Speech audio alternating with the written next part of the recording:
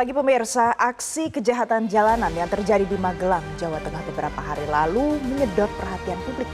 Aksi yang direkam dan kemudian diviralkan itu mempertontonkan kenekatan pelaku yang ternyata masih berusia belasan tahun.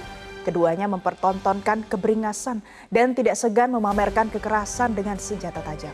Hal ini menjadi konfirmasi bahwa kejahatan di jalanan masih menjadi ancaman. Kita miris karena meski masih anak-anak, keduanya telah menunjukkan bibit-bibit kekejaman. Inilah editorial Media Indonesia edisi Sabtu 11 Maret 2023 dengan tema memberantas kejahatan jalanan bersama saya Valencia Melvinsi. Editorial Media Indonesia juga bisa Anda simak di MG Radio Network di frekuensi 94,7 FM di kawasan Jakarta dan sekitarnya. Para pendengar juga bisa turut berpartisipasi dan berinteraksi melalui telepon interaktif di nomor 021 583 99100. Dan pagi ini pemirsa sudah hadir bersama saya ada anggota Dewan Redaksi Media Group Nunung Setiani. Selamat pagi Mbak Nunung. Pagi Valen. Hari ini Mbak Nunung segar, cerah ya Mbak ya? Karena pakai biru. Iya, dan karena bahasan kita juga. Mbak Nunung, ini di Media Indonesia hari ini, koran kita ada headline yang pertama pemirsa. 37 miliar milik Rafael diduga hasil suap Mbak Nunung. Ini miris karena publik harusnya yang semakin percaya dengan instansi Kemenkeu untuk bayar pajak malah dikecewakan Mbak Nunung. Iya. Dengan sudah ditemukan seperti ini, Kemenkeu harus berbenah seperti apa lagi sih Mbak? Ya, harus itu sudah disampaikan oleh Ibu Sri Mulyani ya, akan berbenah mau tidak mau peristiwa ini, kasus ini rentetan dampak dari sebuah kasus sampai ke kasus ini dan kemudian menyebar kemana-mana gitu. Meruntuhkan, kalau kita boleh bilang meruntuhkan ya, meruntuhkan kepercayaan publik itu penting untuk sebuah institusi pemerintah, apalagi bendahara negara. Bendahara negara. Iya, Kementerian Keuangan kan. Jadi kalau sampai begini ini harus dibereskan gitu kan. Masyarakat harus melihat bahwa itu dibereskan oleh Kementerian Keuangan, mau KPK, mau PPATK semuanya membereskan ini sehingga kepercayaan publik kembali. Gitu. Kan Baik. tidak salah menjadi kaya, Tidak salah. tapi bagaimana caranya menjadi kaya itu yang jadi soal. Dan gitu harus kan. bisa dipertanggungjawabkan Bisa ya Mbak? dipertanggungjawabkan. Bahkan Mbak yang sedang liar berkembang isunya di Twitter, di Instagram begitu ya. Ada hashtag Sri Mulyani mundur, Sri Mulyani turun, kemudian pejabat pajak hedon. Apakah kita perlu untuk berpikir seperti itu di dalam hashtag tersebut? Bahwa yang terlihat di media sosial terutama sekarang ini posisinya adalah serangan kepada institusi bendahara negara seperti saya sebut tadi ya, mau pajak, mau bea cukai gitu semuanya, serangannya berimbas kemana-mana dan sayangnya itu menelanjangi institusi itu gitu, jadi agak miris kita lihatnya dan walaupun kita sama-sama berpikir bahwa mungkin saja memang tidak semua orang di institusi itu melakukan tindakan kejahatan atau mencederai kepercayaan publik gitu kan. Tidak semuanya, tetapi tetap saja ketika ada yang seperti itu dan tidak cuma satu, itu jadi soal buat semua orang. Itu sebabnya perlu dibereskan itu. Perlu dibereskan, tapi perlu ya, diusut. Kita lihat prosesnya seperti apa. Kan yang disebut oknum ini, bapak ini itu kan sudah dipecat ya. Tidak hanya dicopot dari jabatannya, tapi juga dipecat. Ketika dia mengundurkan diri, kemudian ditolak pengunduran dirinya, diusut dan sudah diusulkan untuk dipecat dan Menteri Keuangan sudah setuju untuk pemecatan. Tapi kan itu harus tetap saja diusut lagi kalau memang ada harta yang dianggap didapat dari suap, hal yang tidak benar. Gratifikasi, korupsi, ini harus diusut. Ya. Mbak Nunung, kita akan beralih ke headline news Media Indonesia selanjutnya. Kisah manis LPSK Richard berakhir.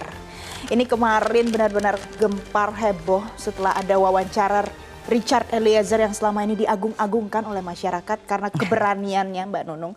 Sekarang harus berakhir perlindungan dari LPSK. Sudah ada keputusannya, kita tidak bisa apa-apa. Jadi sekarang apa yang harus dilakukan lagi Mbak?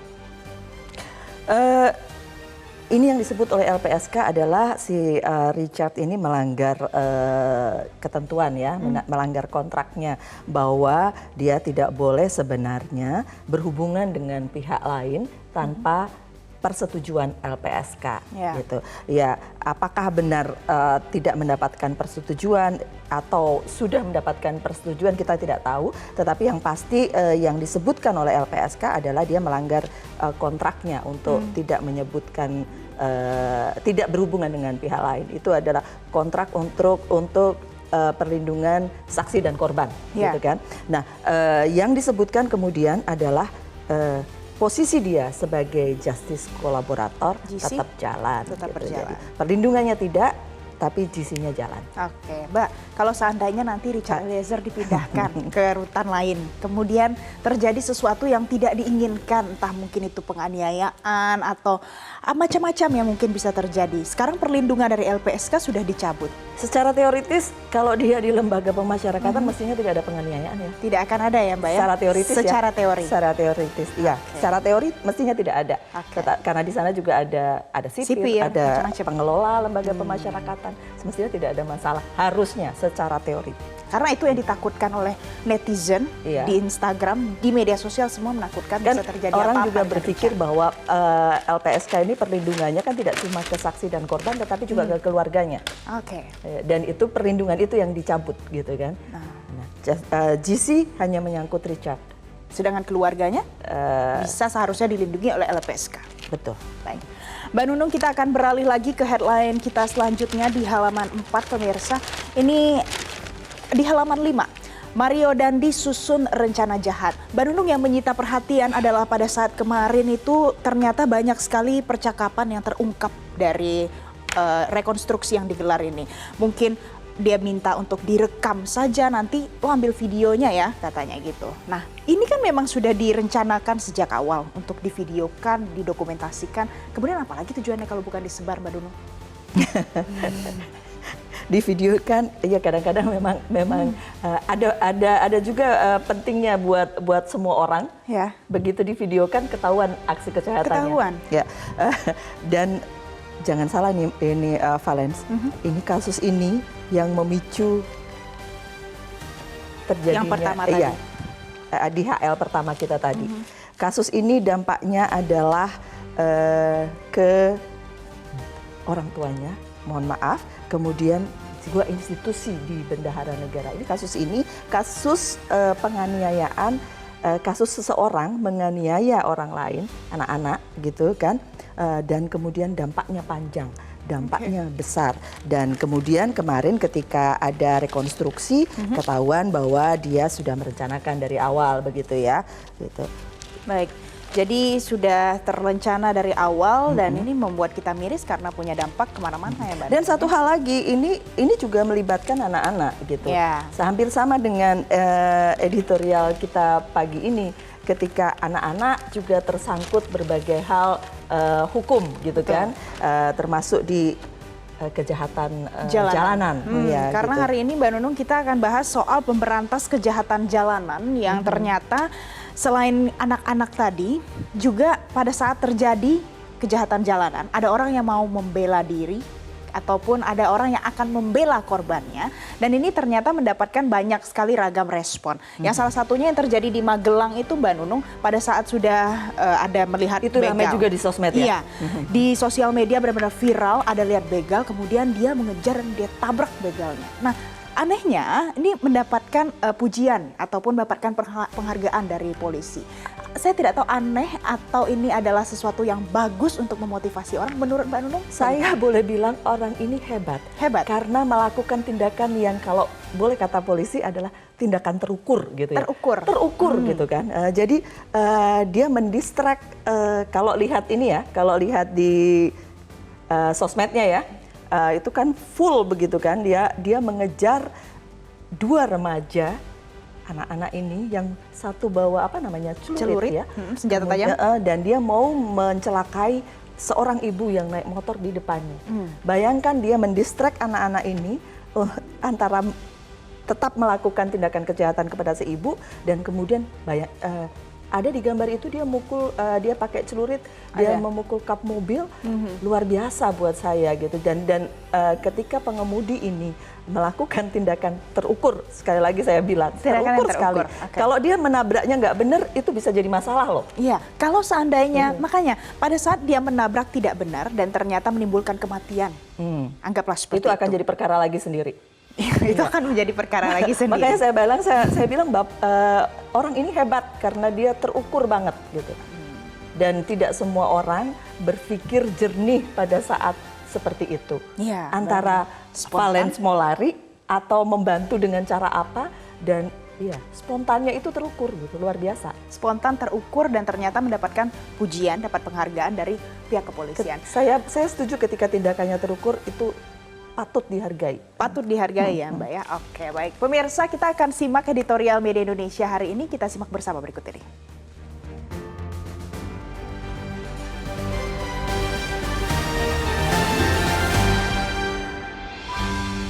Memberantas kejahatan jalanan.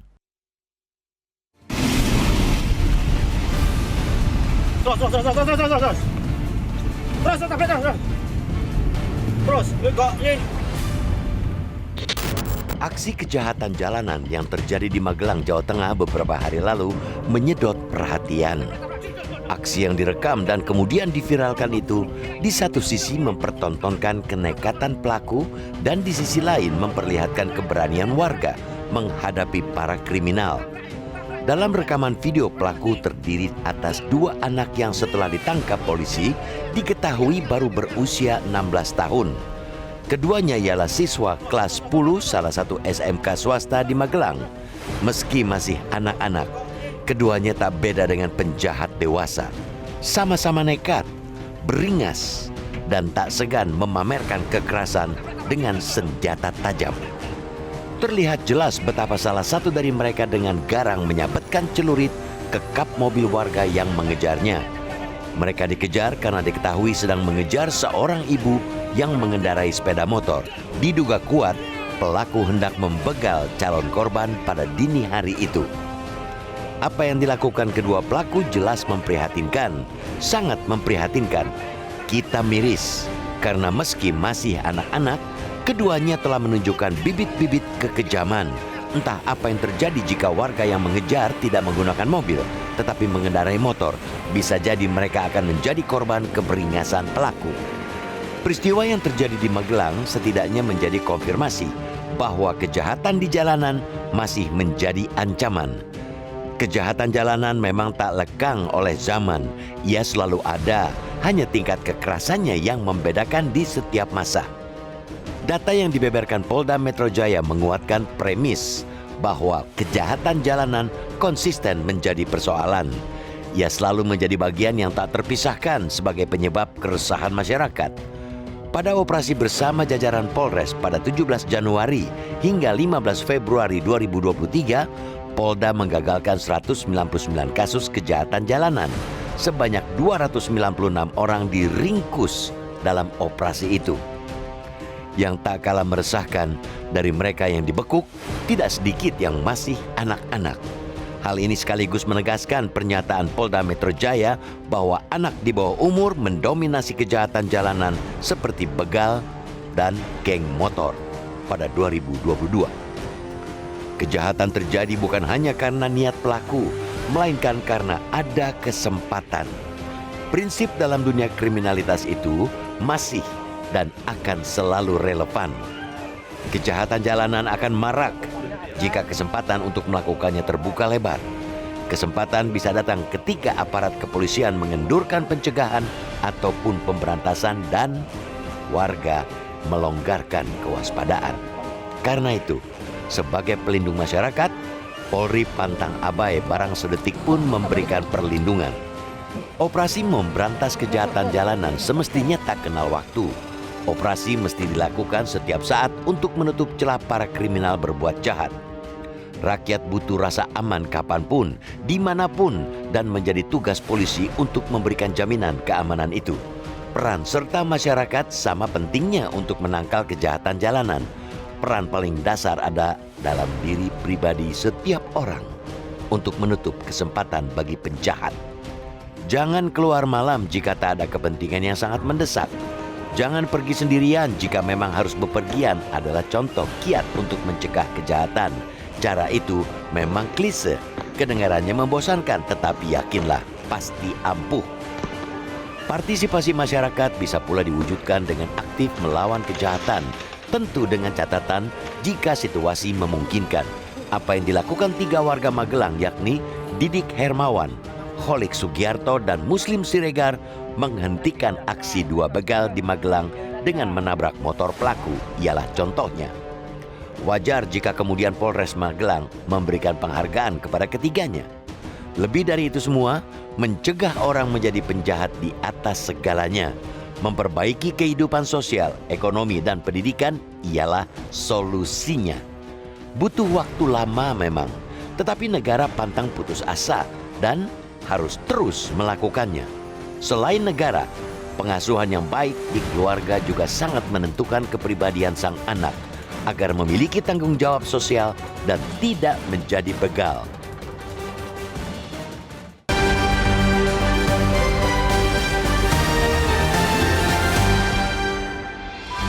Pemirsa, sampaikan pendapat Anda dengan berpartisipasi melalui telepon interaktif di nomor 0215839910. Kita harus jeda terlebih dahulu, usai jeda kami masih akan kembali untuk Anda.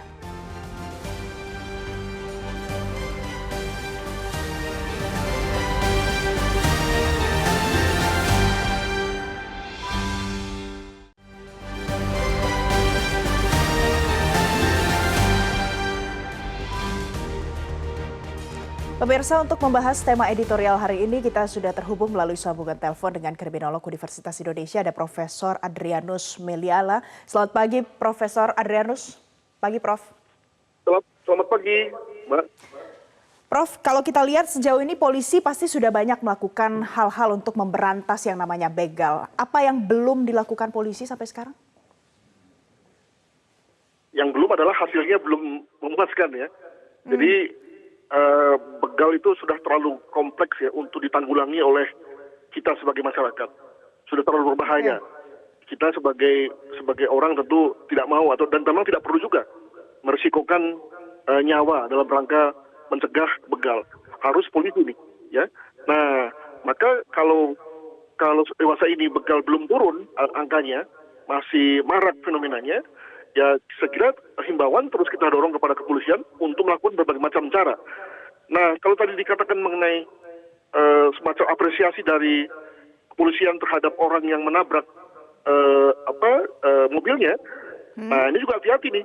Jangan sampai kemudian lalu dimengerti sebagai bahwa Polri mendukung vigilantisme, ya, kegiatan main hakim sendiri. Ya, nah ini kan kita juga tidak setuju dengan kegiatan main hakim sendiri itu. Maka ya oke lah untuk membuat moral masyarakat itu naik. Untuk sementara kita setuju dengan pemberian penghargaan, tapi ke depan saya kira tidak boleh hal-hal ini didorong dan dilakukan oleh semua orang. Demikian. Oke, jadi kalau seandainya polisi memberikan penghargaan seperti itu, bisa jadi nanti ada lagi orang lain yang akan melakukan main hakim sendiri, maksud Anda seperti itu? Tepat sekali, dan nanti ujung-ujungnya kita menjadi wild west ya. Jadi jalan penuh dengan hutan rimba kekerasan di mana semua orang boleh melakukan apa yang dia mau. Nah, kita kan juga tidak setuju dengan itu. Jadi saya kira masih banyak ruang ya yang bisa dilakukan oleh kepolisian untuk membuat kegiatan begal ini turun. Contoh misalnya dewasa ini di banyak kota ada yang namanya sistem pengamanan kota, tingkat kota, ya. Sudah diketahui di mana-mana lokasi yang kemudian banyak begalnya, lalu kemana dia bergerak, begitu ya. Nah, lalu kita bisa bertanya, apakah sudah dilakukan satu langkah yang cukup untuk kemudian membuat kegiatan tersebut turun di daerah tersebut. Prof, kita kembali lagi ke yang tadi, pada saat orang yang menabrak ini ada di posisi dia di hari itu kan benar-benar dilematis. Antara dibiarkan saja, dia tinggalkan, atau kemudian dia tabrak yang menjadi sebuah tindakan terukur bisa menyelamatkan orang yang ada di sana. Dari aksi seperti itu, apa yang mungkin bisa diberikan polisi selain penghargaan? Karena mungkin itu terlalu ekstrim bentuknya. Ya, saya kira jadikan itu sebagai satu ikon ya untuk diapresiasi tapi tidak untuk diikuti. Sekali lagi begal sudah menjadi begitu berbahaya bagi kita untuk kita lakukan. Nanti jangan-jangan kita yang jadi korbannya, maka okelah sebagai satu bentuk perlawanan terhadap begal, oke. Tapi polisi tidak boleh menyerahkan tanggung jawab itu kepada masyarakat, dan polisi tetap harus ambil alih penanganan begal tersebut oleh kepolisian sendiri. Penanganan begal ini kan dari dulu tidak ada jawabannya ya, Prof ya. Kalau sudah ada begal seperti itu, orang harusnya bertindak seperti apa, Prof? Sebelum menjawabnya, maka begal ini sebetulnya adalah satu kegiatan yang sudah naik kelas. Ya, dulu kita lihat ini sebagai fenomena anak-anak yang punya akses pada sepeda motor, mengingat sepeda motor ini murah.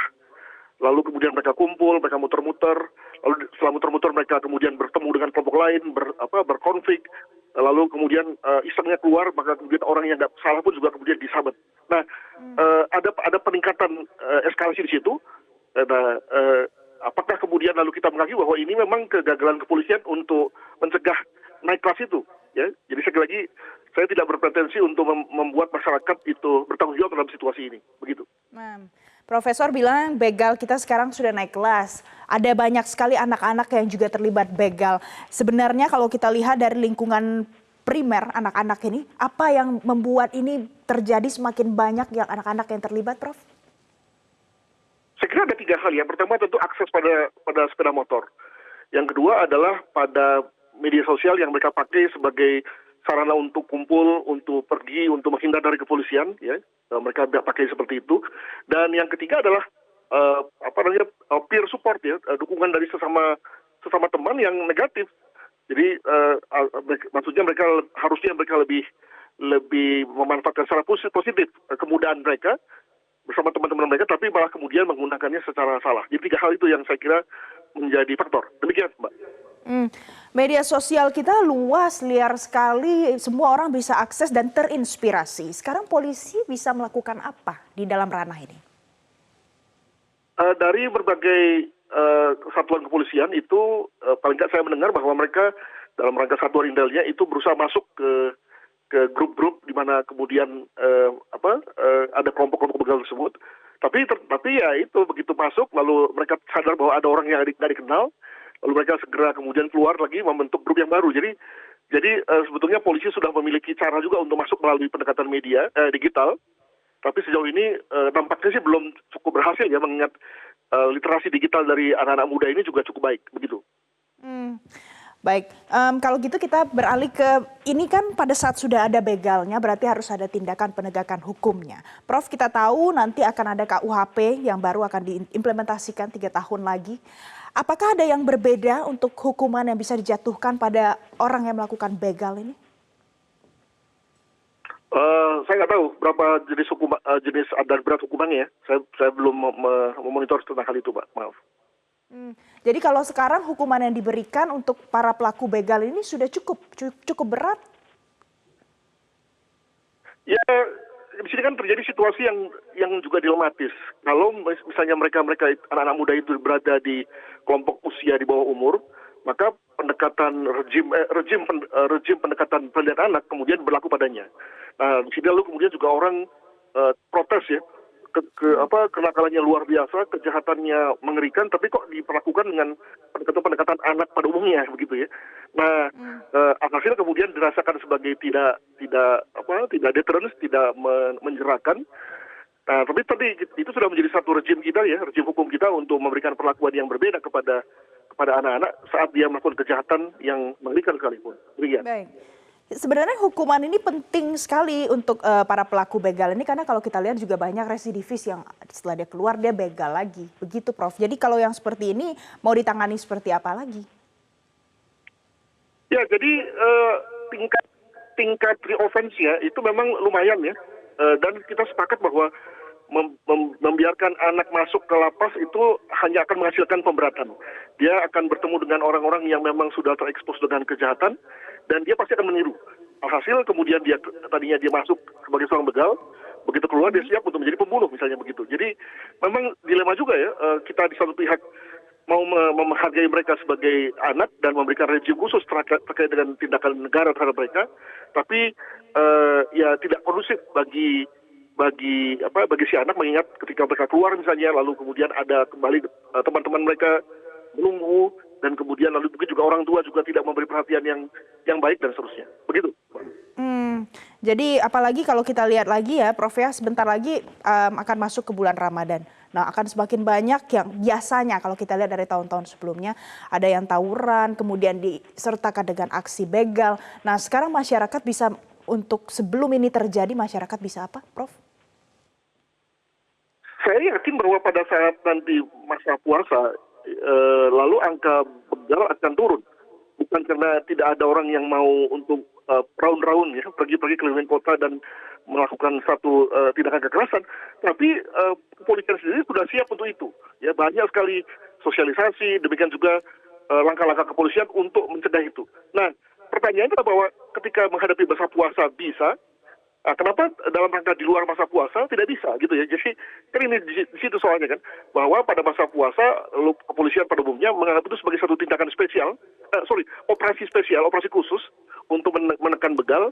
Sementara pada hari-hari biasa itu tidak diberikan satu operasi yang sama khususnya begitu. Baik, jadi harus ada operasi khusus, operasi spesial, tapi juga ini harus masif gerakannya untuk pencegahan ini dari mana saja. Terima kasih Profesor Adrianus Meliala, kriminolog UI, sudah bergabung bersama kami pagi hari ini di Editorial Media Indonesia. Pemirsa, sampaikan pendapat Anda dengan berpartisipasi melalui telepon interaktif di nomor 0215839910. Kami harus jeda terlebih dahulu. Jangan kemana-mana, tetaplah bersama kami.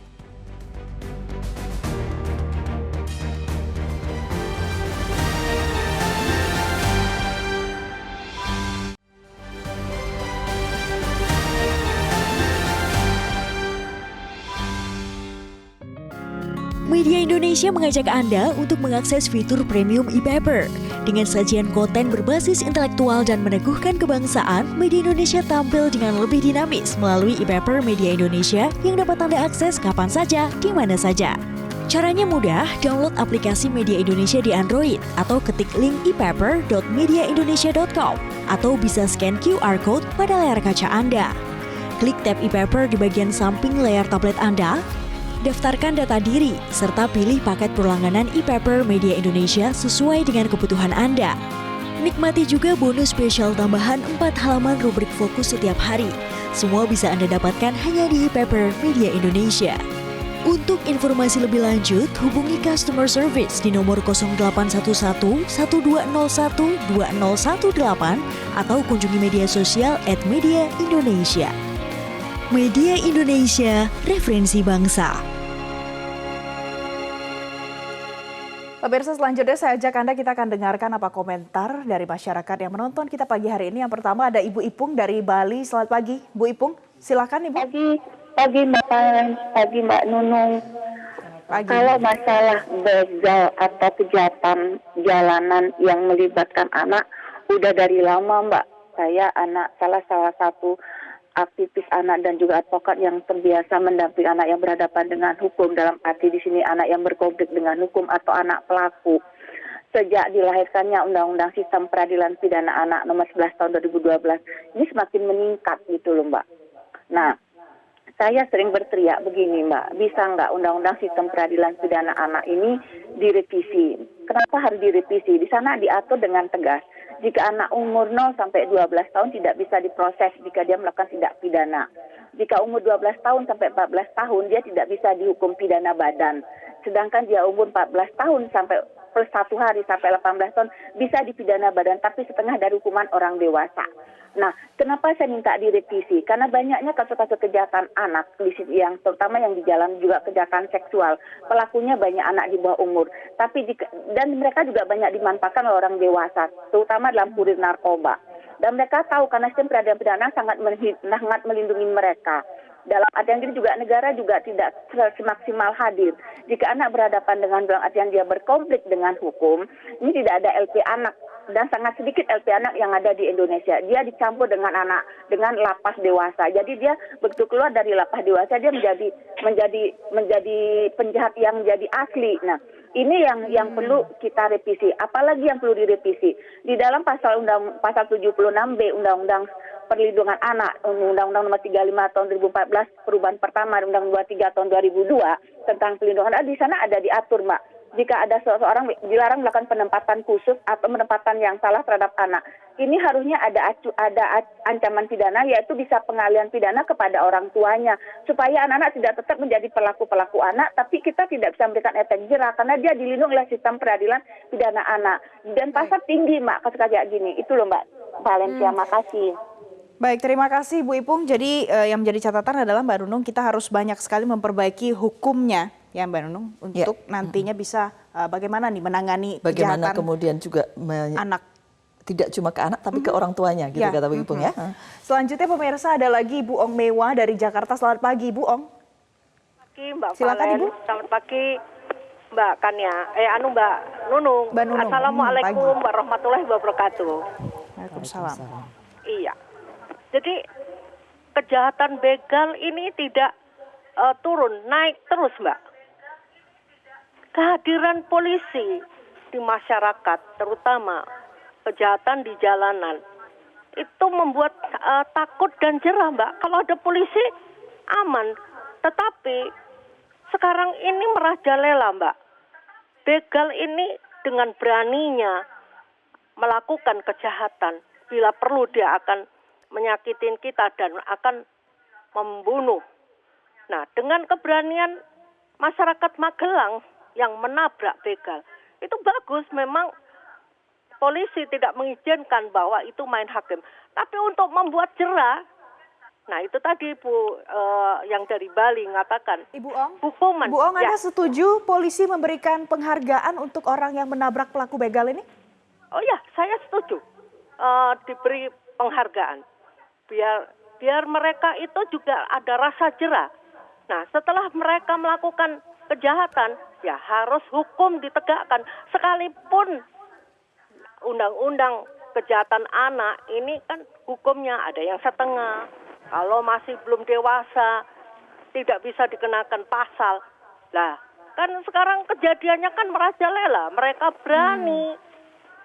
Baik. Ya, mereka Terima kasih berani. Ibu Ong. Ya. Gitu Terima aja. kasih Ibu Ong untuk pendapatnya pagi hari ini. Selanjutnya pemirsa kita masih punya satu penelpon lagi dari Bekasi, ada Pak Tommy. Selamat pagi Pak Tommy. Silakan Pak Tommy. Selamat pagi Mbak Valen dan Bu Nunung. Pagi Pak. Saya koreksi bukan di Bekasi, saya dari Cilandak Timur. Oh, baik. Dari Cilandak Pak Tommy silakan. Ya, jadi poinnya adalah saya sependapat. Mau diberikan apresiasi atau tidak oleh pihak Polri nggak ada masalah. Kasus pemberian apresiasi bukan baru satu kali ini di Magelang kemarin, bukan. Tangsel beberapa waktu juga ada. Jadi hampir sering, sudah beberapa kali itu. Dan bukan hanya terhadap begal. Jadi ada macam-macam lah kejadiannya. Jadi saya sangat sependapat bila ada spontanitas masyarakat yang kebetulan melihat saat kejadian terjadi memberikan respon yang begitu berani. Dan tadi menurut Mbak Nunung bahwa tindakannya terukur. Kurang satu barangkali atau kurang dua. Terukur dan berani. Itu kuncinya berani. Karena sekarang banyak orang melihat tapi tidak berani dan tidak bertindak. Jadi Pak tidak Tommy, punya. tapi Anda kalau seandainya ada main hakim sendiri seperti itu pada para pelaku begal ini, apakah itu tidak malah harusnya kan ada produk hukum, ada undang-undang, ada prosesnya yang harus dilakukan? Polisi sudah mempunyai suatu pasal atau sudah mempunyai satu aturan main. Kalau memang ini orang banyak yang menghakimi, itu tidak ada urusan. Jadi tetap kan itu bentuk spontanitas masyarakat, nggak ada masalah itu, nggak ada masalah. Karena saya sudah pernah mengalami seperti itu gitu. Maksudnya ngalami bahwa pada saat maling ketangkep dipukulin masyarakat, ya cuman polseknya meminta menginterview kita warga, habis gitu sudah, nggak ada tindak lanjut. Itu satu. Kedua, kasus yang serupa dilakukan di Magelang itu saya juga pernah melakukan secara terukur kira-kira tahun 80-an yang lalu. Itu. Jadi tidak ada masalah itu. Saya tidak membutuhkan apresiasi dari pihak Polri atau tidak. tetapi itu bentuk kita peduli untuk jadi pada saat kejadian saya memang sudah bisa menghasilkan orang itu jatuh, saya pergi dulu sebentar, udah gitu balik lagi. Begitu orang berkerumun, saya baru balik lagi. Begitu kira-kira. Terima kasih Pak Tommy untuk informasinya dan juga berbagi pendapat pada kita pagi hari ini.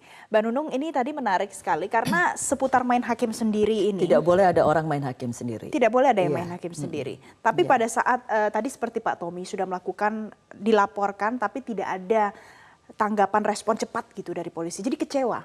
Ya, iya. Itu tugasnya polisi memang ya. Kalau jangan sampai ada superhero begitu ya. Kan Superman yang kemudian memberantas kejahatan di luar institusi. Namanya superhero. Superhero. Jadi banyak ya, Pak. Jadi yang pasti betul bahwa orang harus peduli kepada orang lain, itu satu hal gitu, Valens. Tapi main hakim sendiri tentu tidak boleh. Tadi Pak Tommy juga menyebutkan jangan main hakim sendiri, sudah pasti jangan main hakim sendiri. Kalau kita pernah baca berita atau dengar berita begitu ada orang melakukan kejahatan, maling lah taruhlah gitu, kemudian dihakimi massa, dibakar, itu sesuatu yang tidak boleh kita lakukan gitu kan. Sudah pasti kalau sudah ketangkap rame-rame orang ya sudah serahkan saja ke polisi, selesai. Nggak mungkin malingnya menang sama orang yang rame-rame ini kan gitu. Betul. Nah, ada satu hal yang kita patut waspadai itu, dan saya setuju dengan Pak Adrianus. Polisi yang harus bergerak sebenarnya. Polisi gitu. yang harus bergerak. Iya, polisi yang harus bergerak. Polisi yang harus meningkatkan kewaspadaan, polisi yang harus meningkatkan patroli. Jangan sampai kejahatan jalanan ini merajalela, makin merajalela maksud saya. Karena Valens, bukan cuma begal loh ini. Yang namanya kejahatan jalanan ya. Ada banyak. Ada banyak ya, termasuk yang berhubungan dengan susila, itu juga kejahatan jalanan. Yang pasti kejahatan jalanan itu membuat semua orang takut beraktivitas karena di jalanan tidak aman. Gitu. Di luar rumahnya tidak aman, dan itu tidak boleh terjadi mestinya gitu. Bayangkan Mbak Nunung pada saat ada yang melakukan tindakan susila pada ada perempuan, anak-anak asusila seperti itu, kemudian massa marah. Apa yang harusnya tidak dilakukan oleh masyarakat pada saat seperti itu? Karena pada saat bulan Januari tahun ini saja Mbak, ada di Kabupaten Bekasi 2 begal dengan celurit tewas kemudian diamuk massa. Jeda 2 minggu setelahnya, akhir Januari, ada begal babak belur juga hampir mati juga, dihajar di Kampar Riau. Nah, pada saat tadi kita korelasikan dengan penghargaan yang diberikan oleh polisi ini. Apakah ini tidak semakin membuat masyarakat kalau misalnya ada begal, kita hajar sama-sama? Cara kampanyenya yang mungkin harus dibereskan ya, Valens. Diberikan penghargaan, tetapi juga harus ada edukasi bahwa dia melakukan sesuatu yang tidak kemudian menghakimi, main hakim sendiri gitu kan. Dia melakukan sesuatu untuk menolong orang lain, tetapi tidak sampai kemudian membuat main hakim sendiri. Itu satu hal. Itu yang saya sebut tadi, kemudian kan Bapak ini berpikir sangat terukur gitu. Sangat aware bahwa dia melakukan sesuatu tapi juga tidak menimbulkan kejahatan yang baru. Kalau kita menghakimi pelaku kejahatan, itu merupakan kejahatan juga gitu kan. Tetapi kalau kita membiarkan kejahatan, itu kejahatan juga menurut saya gitu. Jadi kita tidak boleh membiarkan kejahatan berlangsung di depan mata kita tanpa kita melakukan sesuatu gitu. Tanpa kita membantu. Sekarang bayangkan, balik lagi ke ibu yang tadi, ibu yang dikejar-kejar 2 remaja gitu tadi kan ya. Kalau bapak yang 2 ini tidak melakukan sesuatu, kira-kira apa yang terjadi sama ibu itu? Worst case-nya dia bisa luka, bisa meninggal juga, bahkan karena ada begal 2 orang di depannya. Itu karena bapak yang ini tidak peduli pada lingkungannya gitu kan. Peduli pada lingkungan penting gitu kan. Peduli pada apa yang terjadi penting. Tetapi ya memang tidak boleh main hakim sendiri. Itu yang kemudian disampaikan Prof. Adrianus. Saya sepakat dengan itu. Dan tugas polisi memang harus kemudian memperketat patroli dan sebagainya untuk mengurangi angka kejahatan di jalanan. Tidak hanya soal kebutuhan uang, materi, tetapi juga soal yang lain gitu. Geng yang disebut tadi, naik kelas itu, begal itu. Dari geng motor, kemudian ribut antar geng, sampai kemudian membuat keributan dengan pengendara yang lain. Oke. Itu Jadilah dia geng motor naik kelas. menjadi begal. Menjadi begal. Ya.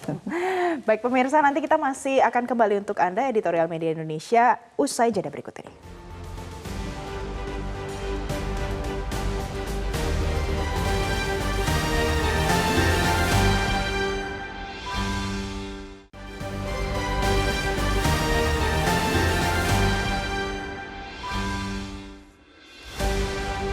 Pemirsa, terima kasih Anda masih bersama kami di editorial Media Indonesia. Kita masih akan lanjutkan lagi, Mbak Nunung, kalau kita throwback, kita kilas balik lagi. Dulu 10 April 2022 ada begal di NTB. Kemudian korbannya ini membela diri dengan cara dia menusuk 2 begal yang ada di depan dia pada saat itu.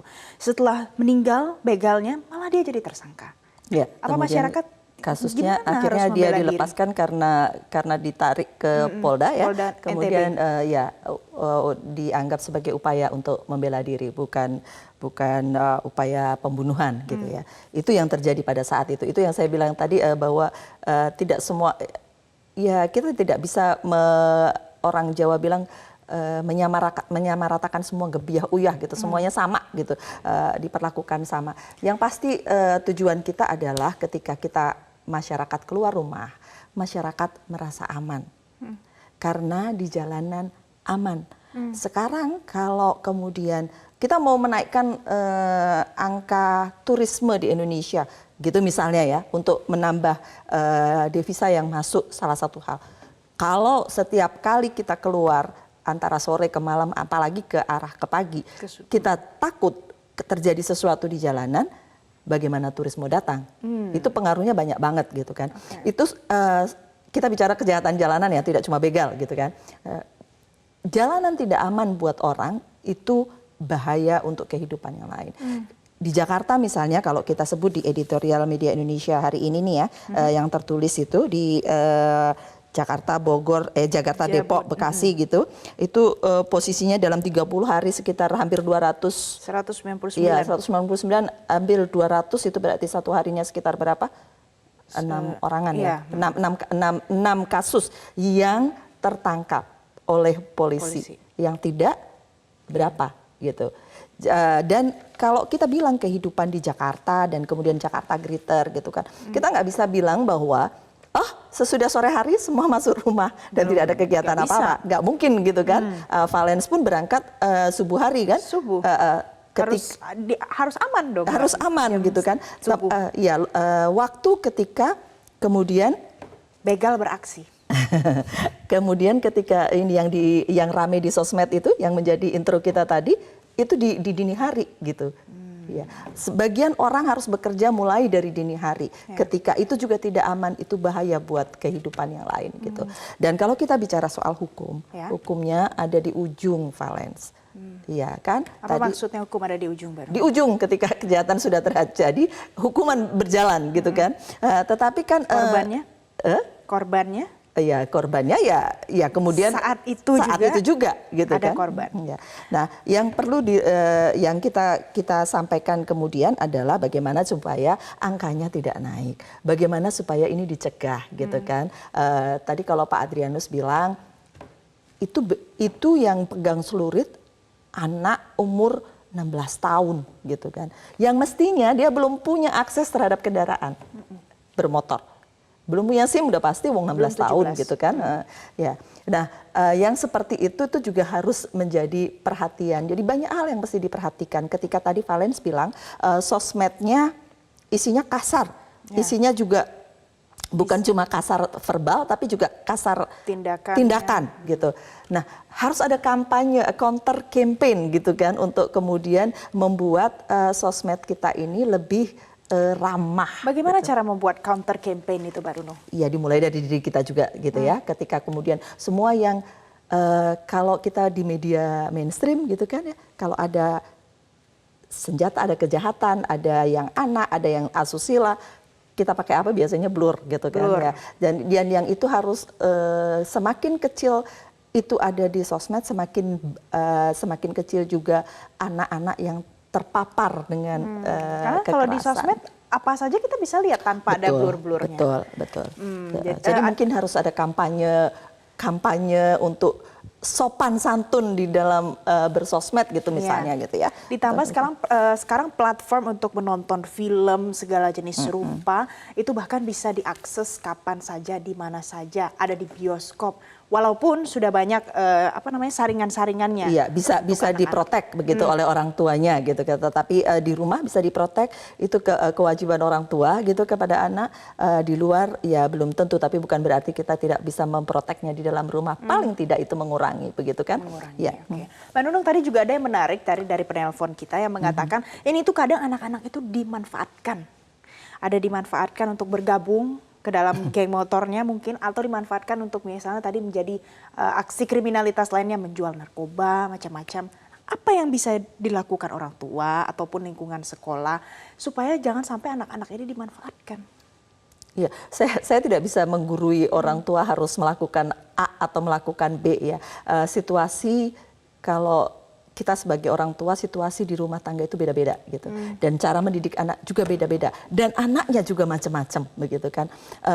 Semua orang berusaha, tidak ada satu orang tua pun menginginkan anaknya jadi penjahat, percaya sama saya gitu.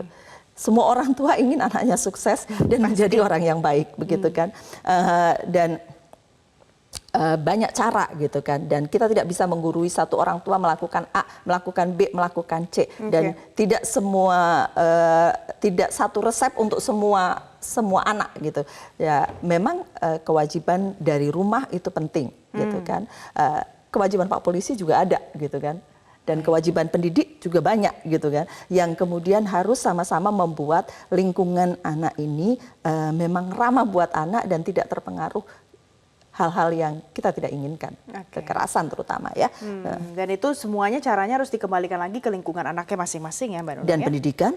Pendidikan juga sama. Dan Pak Polisi juga. Dan Pak Polisi juga. Sebentar lagi ada puasa, ya, rame sahur on the road. Sahur on the road ya. Dan itu yang biasanya berpotensi, tapi tidak semuanya memang Mbak Nunung. Betul. Ya. Ada yang kemudian menjadi tawuran. Nah, bicara tawuran yang kemudian naik kelas menjadi begal. Mungkin dulu pada saat pertama kali geng motor ini ada sebagai ajang keren-kerenan. Walaupun gitu. kita tidak menyalahkan geng motor ya. Nggak menyalahkan. Belum tentu juga mereka melakukan tawuran dan mereka melakukan kejahatan. Tapi ternyata ada oknumnya Mbak Nunung sekarang ini. Jadi apakah harus disalahkan geng motornya?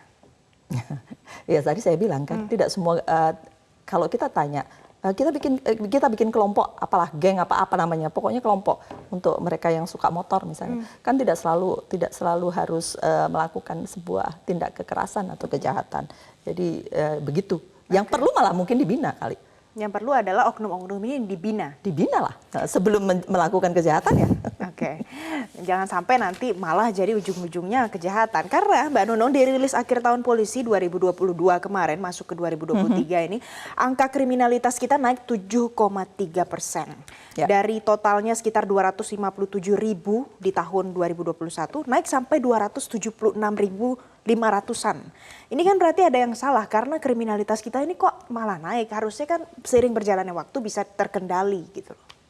Ya, membuat kalau lihat angka itu semua orang takut ya. Takut. Satu jam sekali. ada berapa kejahatan? 31,6 kejadian dalam 1 jam. Luar biasa kan? Itu kejahatan dengan berbagai macam ya.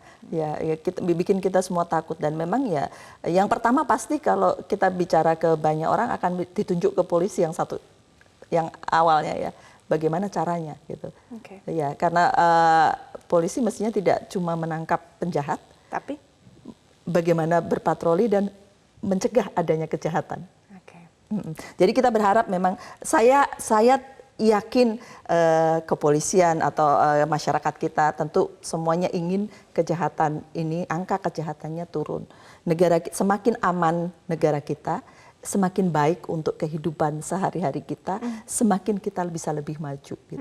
Kita mungkin bukan negara yang paling aman di dunia, gitu, tetapi kita juga bukan negara yang paling tidak aman sekarang ini kan ya. Tetapi mau tidak mau setiap kali kita harus berusaha untuk memperbaiki dan mengurangi angka kejahatan, termasuk angka kejahatan di jalanan. Baik. Jadi memang titik beratnya ada di pihak kepolisian, tapi kita semua masyarakat segala elemen juga harus punya partisipasi masing-masing untuk ambil andil supaya angka kejahatan apalagi di jalanan ini bisa terus berkurang. Terima kasih Mbak Nunung pagi hari ini sudah berbagi perspektif Terima kasih, bersama kami dan juga pemirsa. Pemirsa, memperbaiki kehidupan sosial, ekonomi dan pendidikan adalah solusi mencegah orang menjadi penjahat. Butuh waktu lama memang, tapi negara pantang putus asa dan harus terus melakukannya. Selain negara, pengasuhan yang baik di keluarga juga sangat menentukan kepribadian sang anak agar memiliki tanggung jawab sosial dan tidak menjadi begal. Demikian editorial Media Indonesia kita hari ini. Akhir kata saya Valencia Melvinsi. Berterima kasih dan tetaplah bersama kami hanya di Metro TV.